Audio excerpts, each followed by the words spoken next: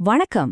இன்னைக்கு நாம வாழ்நாள் முழுக்க புது புது விஷயங்களை கத்துக்க வேண்டியதோட அவசியத்தை பத்தி உணர்த்துற ஒரு அருமையான ஆழமான கதையை தான் இந்த விளக்கப்பதிவுல பார்க்க போறோம்.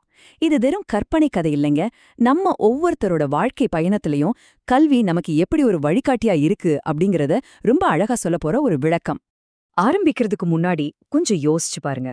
உங்களுக்கு புரியாத அல்லது சுத்தமா தெரியாத ஒரு விஷயத்தால வாழ்க்கையில எப்பவாவது இருட்டுல வழிதவறி நிக்கிற மாதிரி நீங்க உணர்ந்திருக்கீங்களா?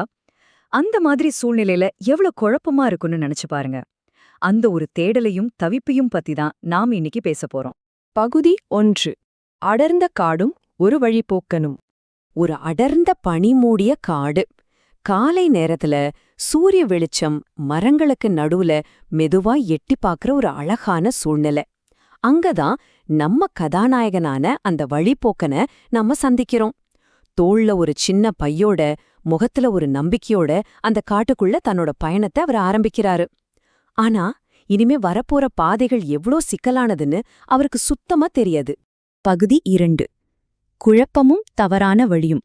கொஞ்ச தூரம் போனதும் பாதைகள் நாலா பிரியிற ஒரு இடத்துக்கு அவர் வர்றாரு. அங்க ஒரு பழைய மரப்பலகை இருக்கு.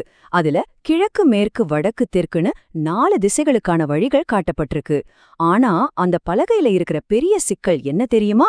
நம்ம வழிபோக்கனுக்கு படிக்க தெரியாது. அவருக்கு அந்த எழுத்துக்கள் எல்லாம் ஏதோ அர்த்தமில்லாத கிறுக்கல் மாதிரி தான் தெரியுது. வழிகாட்டி இருந்தும் அது அவருக்கு எந்த பயனும் இல்லாம போயிடுச்சு.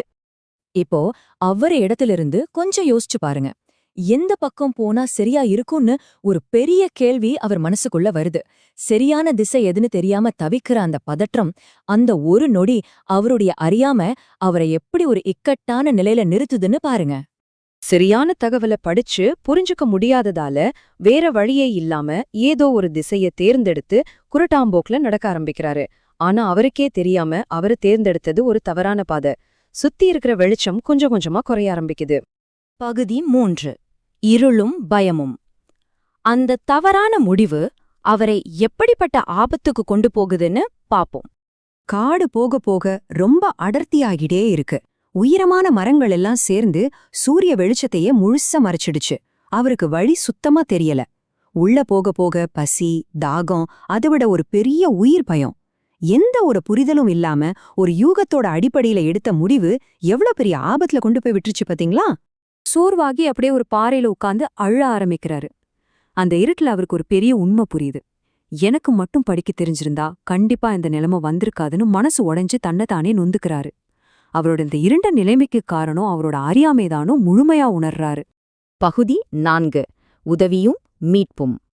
அந்த பயமுறுத்துற இருட்டுல ஒரு பெரிய திருப்புமுனை. அந்த வழியா வந்த ஒரு கிராமவாசி ஒரு வழிகாட்டும் ஒளி மாதிரி தோன்றி முகத்துல புன்னகையோட உதவி செய்ய வர்றாரு. இருட்டுல தவிச்சிட்டு இருந்தவருக்கு அவர் ஒரு பெரிய நம்பிக்கையா தெரிறாரு.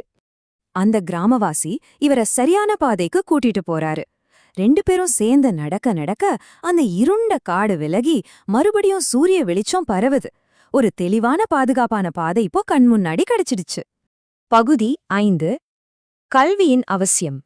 ஆபத்து நீங்கினதும் அந்த வழிபோக்கன் வாழ்க்கையே மாத்துற ஒரு பெரிய விழிப்புணர்வு அடையறாரு. இதுல நாம புரிஞ்சிக்க வேண்டிய மிக முக்கியமான விஷயம் என்னன்னா, கல்லாமை அப்படிங்கிறது ஏதோ படிக்க தெரியாத ஒரு சாதாரண குறையல்ல. அது நம்ம கண்களை கட்டி உலகத்தை புரிஞ்சிக்க விடாம தடுக்கிற ஒரு ஆபத்தான இருட்டு. அது மனுஷனை எவ்வளவு பெரிய தவறுகளுக்கும் இருண்ட பாதைகளுக்கும் கொண்டு போகும்னு இந்த சம்பவம் நமக்கு தெளிவா காட்டுது. இப்போ அந்த வெளிச்சத்துல திறந்த சாலையில நின்னுக்கிட்டு அவர் ஒரு உறுதியான முடிவு எடுக்கிறாரு. கல்விதான் நமக்கான உண்மையான வழிகாட்டி என்பதை உணர்ந்து இனி வாழ்நாள் முழுக்க ஏதையாவது கத்துக்கிட்டே இருக்கணும்னு ஒரு பெரிய சபதம் எடுக்கிறாரு. பகுதி 6. உலகளவு கல்வி. நாம இதுவரைக்கும் பார்த்த இந்த கதை முழுவதுமே இந்த ஒரு ஆழமான தத்துவத்தை விளக்கறதுக்கு தான். கற்றது கைமண்ணளவு, கல்லாதது உலகளவு. நம்ம தமிழ் மூதாட்டி ஔவையார் சொன்ன இந்த ஒற்றை வரியோட ஆழம் இப்போ உங்களுக்கு புரியுதா? ஆயிரக்கணக்கான புத்தகங்கள் சொல்ற உண்மைய இந்த ஒரே ஒரு வரி நமக்கு ரொம்ப சுலபமா சொல்லி கொடுத்துருது. இந்த பழமொழியோட உண்மையான அர்த்தம் என்னன்னா, நாம இதுவரைக்கும் கத்துக்கிட்ட விஷயங்கிறது வெறும் ஒரு கைப்பிடி மண்ணுக்கு சமம். ஆனா நாம இன்னும் தெரிஞ்சிக்க வேண்டிய விஷயங்களோ இந்த உலகத்தை போல அவ்வளவு பெருசு.